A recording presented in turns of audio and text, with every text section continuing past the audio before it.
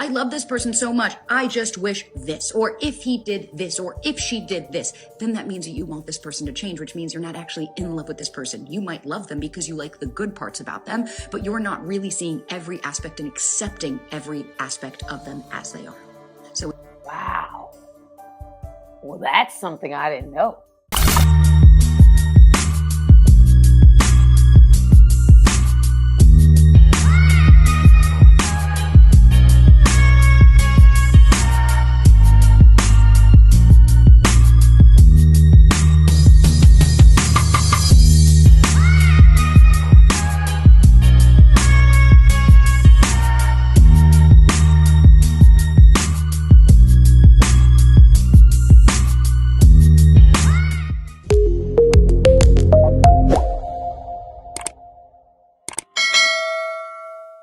What's up, family? It's your girl, Samantha Lee, and y'all, I am here with yet another episode of I've Got Something to Say. And y'all, we got something spicy, something. No, it's not that spicy. It's actually facts. It's actually points that I've been trying to make for a long time, but we'll get into that later.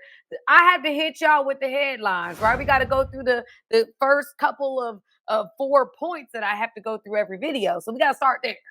All right. And then we'll get into the video because it's something I've been wanting to say. It's been on my spirit. Okay. But I'm going to share my message vicariously through this video. All right. Because it resonates with my spirit. It does. Okay. So before we get into the meat and message, here's 4 things I want you guys to know. Number 1, welcome to my channel. This is the fast growing Game Changer Nation, y'all. And we might be at 371,000 subscribers. And y'all, we're going to keep growing and we're going to keep going. And I want you guys to be a part of this fast growing community. I just see this growing and growing and growing and growing. And I don't know where it's going to stop. It's up to God at this point, but we just going to keep working and being consistent. And so if you like the content that I'm putting down, if you like the things that you see me speaking of, please hit the subscribe button. It's free and it's helpful. Okay. Also hit that like button, y'all. You don't understand how important that is to this particular algorithm. It really does help, and it doesn't cost you anything but like a millisecond of your time. The second thing is also below, you'll see like an ebook that's clipped in or pinned to one of the comments. Click that ebook. You'll be a part of our email. And as a gift to you, it's a book that I just came up with called Finding Your Perfect Match, Avoiding the Wrong Women. I break down what is good and what is bad. Okay. Women, y'all can get this book too. All right. Because I'm going to have more that come down the food chain, and those on the email list will know first. So go ahead and get a part of that email list. It's gonna be something. It's gonna be something. Okay. The third thing I'm trying to reach all my thoughts today, and they haven't been reaching. But number 3, and I'm gonna land on number 3 because I can't think of number 4 to save my life. Number 3, y'all, is that I'm doing live shows every week.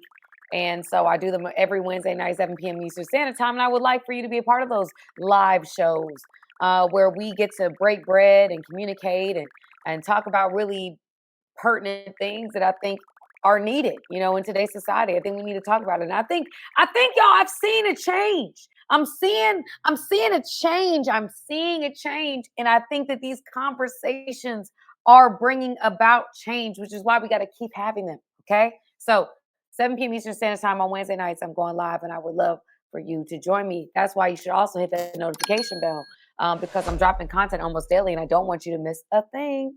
All right, family.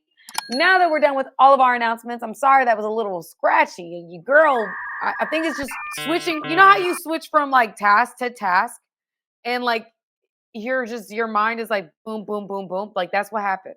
That's exactly what happened. Anyway, y'all, here's my next video. I'm going to go ahead and put it up on the screen. I'm going to add it to the stage. So I think this young lady might be a therapist. Not really sure. Of course, y'all know Pam. Thank you, ma'am. Put me on game with this one.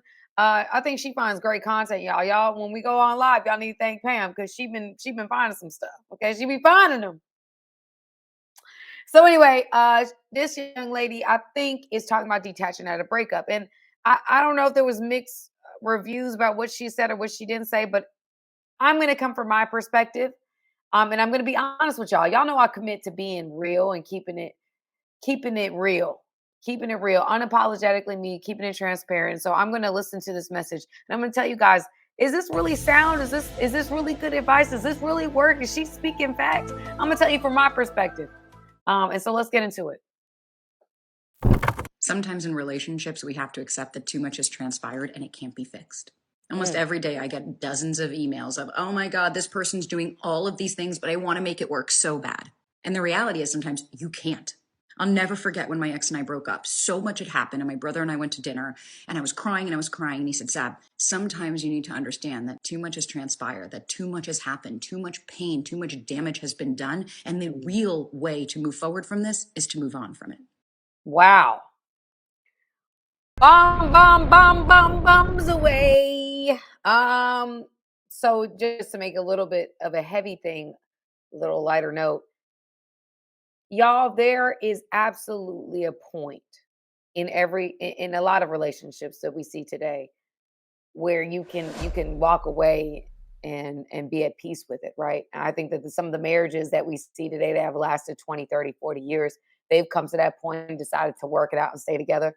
I think with today's culture and society makes it a little bit desensitizes us to walk away sooner than we ever have seen before. Um, the way that I feel about what she's saying is that sometimes too much has happened. And that's the truth.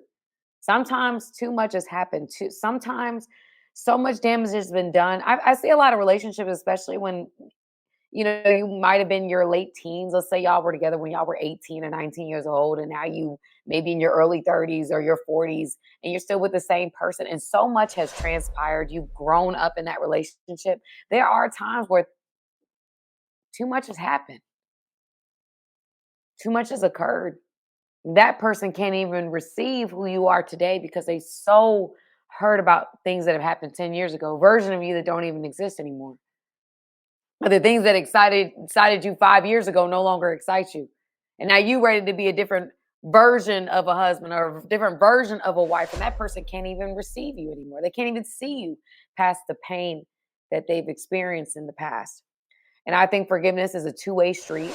It takes one person to want to do the work in being forgiven, but also takes someone who is willing to put in the work to forgive, because forgiving is not easy. Forgiving is a daily commitment. Forgiving is like putting it down every single day and saying, I'm choosing to let this go the way that God has chosen to let things go on my behalf, because God knows I mess up. And I think in this situation, sometimes you do just have to, cut your losses and move forward. Not only because I know that's easier said than done, but sometimes we're trying so hard to hold on to something and we're hurting ourselves and breaking our own hearts, trying to get somebody to see us, see our value, see our worth. And y'all, there's nothing worse than tap dancing and auditioning for someone to see you. And I know a lot of people are doing that in relationships, situationships, trying to get people to see them. And there's a person, Stephon Speaks, who told me this, and it resonates with me to this very day. You'll never be good enough for the wrong person. And maybe sometimes we're working so hard for the wrong person to see us that we miss out, or we don't give an opportunity to the person who can see us, the right person that you are good enough for, that you're more than enough for. Let's keep going.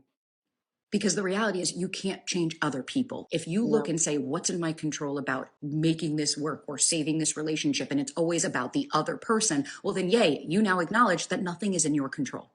Y'all, I talk to you guys about this a lot. There's triangular theory. I can't find this triangular theory anywhere. I don't know if this just happened in my school or not, but I was going to go down the road of marriage and family therapy route. Okay. So in that, we took a course and there was a way of relationships working out. There was cost benefit analysis, but there was also a thing called triangular theory. This theory is we draw a triangle. All right. And there's a relationship, y'all relationship at the center, your part, this other person's part. Right.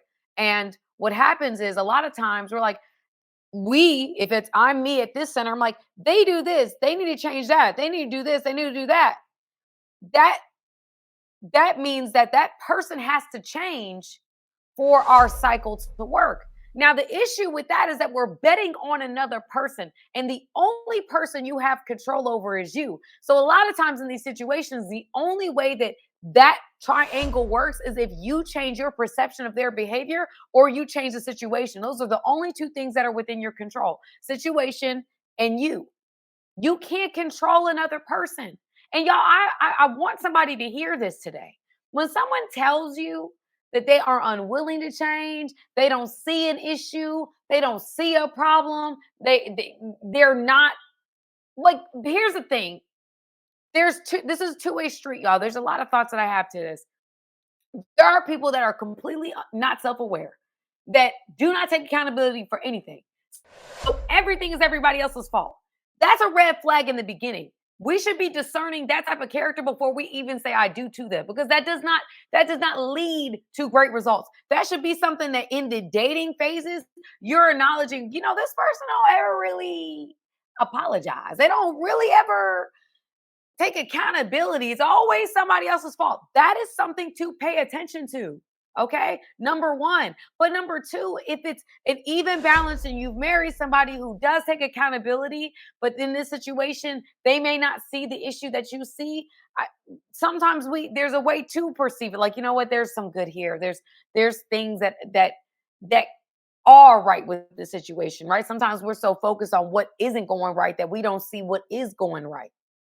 But if their behavior is breaking the trust of the relationship, if it's destroying the foundation that y'all have built because of the behavior this person is choosing to enact, and they are unwilling to acknowledge that they have an issue or unwilling to put in the work to change the issue, then all you can do is say, you know what?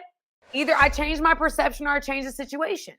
And that's what she's saying. You have no control over other people. We be staying in relationships, praying and praying year after year, decade after decade, praying that somebody changes one day. And the answer that I've had to come to realize is in relationships I've had, that this person's not going to change. They're not. Maybe my answer to the prayer, it's the fact that they still haven't changed.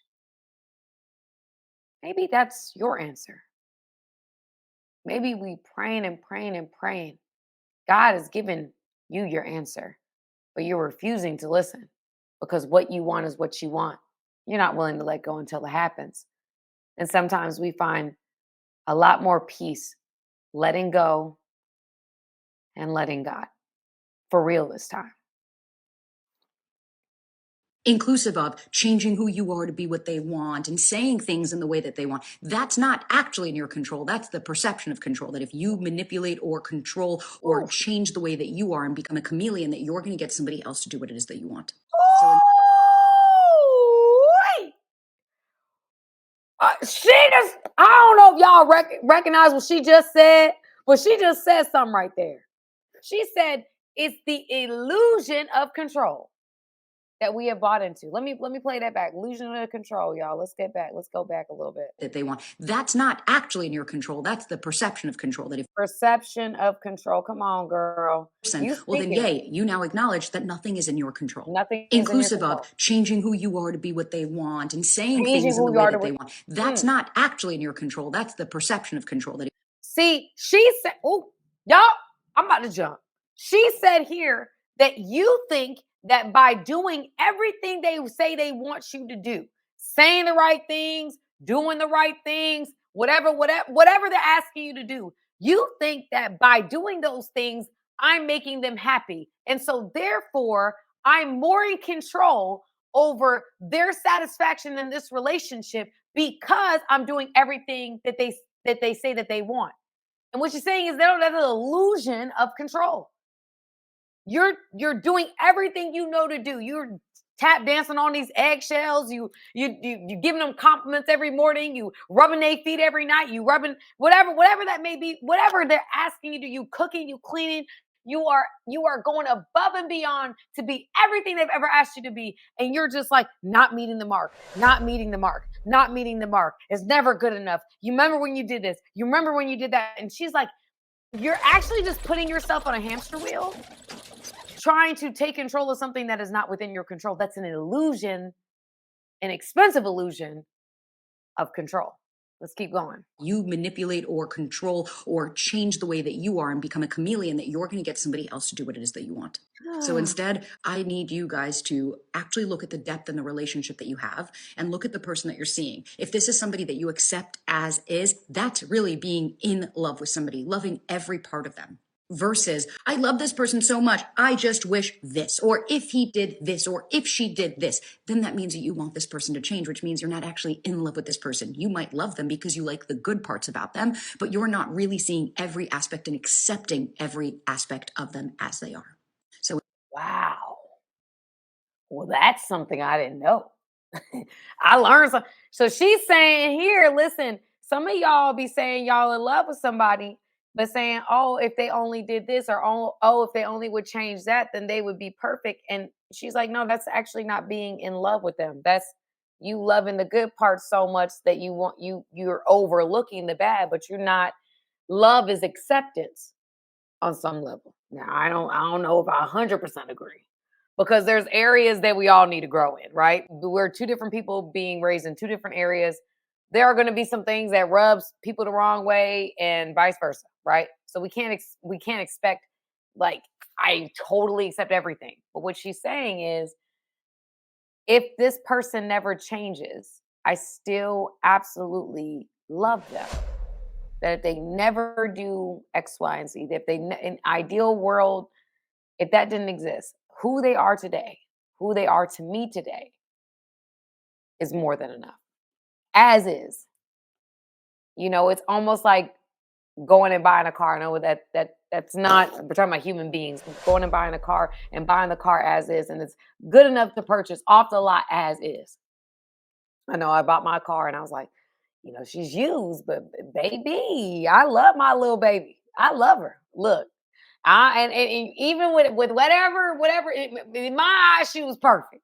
And I got her right off the lot, and she's here with me now. But again, it's understanding that, like, okay, when I see this person, it's not like, oh, if I get the car painted black, or if the car does this, or if I fix the engine or the transmission. Like, some of us be trying when we liken people to cars, which I know how insensitive that is, but that's the only example that came to mind. Would you buy a car with a broken engine where you already know that you have to fix the engine? No, because you're already like, I'm going to have to output a cost. It's significant cost. I might as well just put that cost into a newer vehicle, or a vehicle with less damage. Sometimes we don't think about that with people. We don't think about the fact that when we're dating and we're trying to figure people out, that's the time to figure out, okay, is every part of this person resonating with this person, so that if they never change, if they stay exactly the same, that I'm still good, that I'm happy. I accept them for exactly who they are. Some of us, we decide to marry people knowing good and well that if they continue to do the things that they've been doing, you don't know where your relationship will be. Some of y'all use marriage as like a Hail Mary. Like, we gonna get married or we gonna stay together, and when we gonna make this thing work this time. It's like, no, if someone hasn't demonstrated the ability to be that for you thus far, then you have to then take into account, okay, am I just trying to make something fit that does not fit? it's okay. You're not giving up. You're not abandoning anybody. You're not failing anything. You're actually choosing yourself when you realize, holy, too much has happened here. We've done everything we have. There is no going back. And sometimes we have to just accept this ran its course and it's time to move on. Mm. Mm, mm, mm. Yo, I'm sorry. She did that. I don't know who this woman is. She did that. And the way that she ended it was, as a content creator, bam. As a therapist, bam. Absolutely. Sometimes You just have to accept that too much has happened and it's time to move on. And y'all, sometimes it's hard to end chapters. It's hard to end chapters. It's hard to walk away from something that you've invested so much time and energy into. However, I will say that you'll find that sometimes letting go of certain things you thought you never could live without brings about the most beautiful chapters that you allow God to write. I can speak to that in my own life. There's just so many different things that God has shown me in this time about myself that I needed to grow in, areas where things that have happened, I would have never seen this version of me coming. I would have never known that I had a lot of what I have in me. And it took letting go of hard things to get to a place where I had to trust God, and I had to grow. I had to grow up. Sometimes chapters need to end. And I know that that's not like a popular thing. Well, sometimes people walk away too soon. Sometimes people walk away way past the expiration date. I'm one of those type of people. I'm going to walk away way after the expiration date. But I'm glad that I can walk away from something knowing that I did my very, very best and it didn't work. You find peace that way. And so I say that I would say that to anybody on here. If you're fighting for a relationship, if you want a relationship to work, if you're in one, a marriage, whatever that may be, fight until you just can't fight anymore. Like don't allow your ego, your pride, your anger, your emotions, anything to get in the way of you doing everything you possibly can do to make it work. Like do everything, exhaust, turn over every rock. I don't care what that looks like. Because at the end of the day, then you find that you have so much more peace about the outcome because you've given it your all in process. I find that people that don't do that end up experiencing a lot of cognitive dissonance where it just keeps them stuck and they can't move on. They really can't fully move on because they know deep down inside they didn't give it their all. Don't be them. Give it your absolute all. Do not allow your ego to get in the way. Okay? All right, family. This was a good one, y'all. A little deeper, but I loved it. I loved every millisecond of this one. All right? Again, you remember the 4 things. Subscribe, hit that notification bell, like this video. I'm going live every Wednesday night, 7 p.m. Eastern Standard Time. And click the pinned comment below. There's a free ebook waiting for you. Love y'all, and I will see you guys soon. Hey guys, thank you for watching this video. I appreciate you guys. Go ahead, hit the subscribe button, y'all. Let's not just be every once in a while. Let's become family, okay? Friends that are family, okay? Join my family today.